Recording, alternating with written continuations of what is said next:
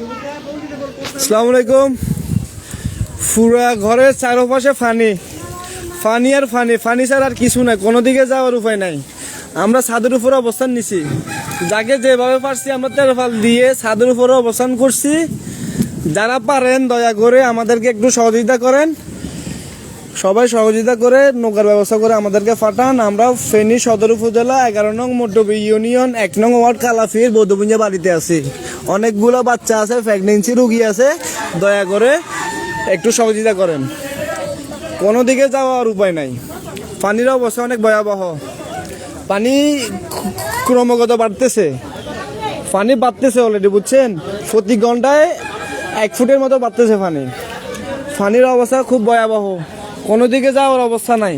আমাদের প্রেগনেন্সি রুগী আছে, বাচ্চা আছে, এদের জন্য বেশি চিন্তা। বাচ্চাদের জন্য প্রেগনেন্সি রুগী আছে, মুরব্বী আছে, এদের জন্য বেশি চিন্তা। সবাই একটু ভিডিওটা শেয়ার করে দেন, নৌকার ব্যবস্থা করে দেন।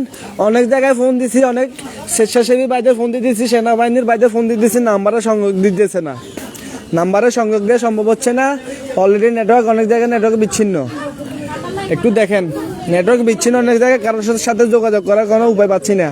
যতগুলো হটলাইন নাম্বার দেওয়া আছে সবগুলোতে কল দিতেছি, সবগুলোতে ব্যস্ত করতেছে। কারো জায়গায় সংযোগ দেওয়া সম্ভব হতেছে না, কোনো নাম্বার বন্ধ। একটু দেখেন সবাই।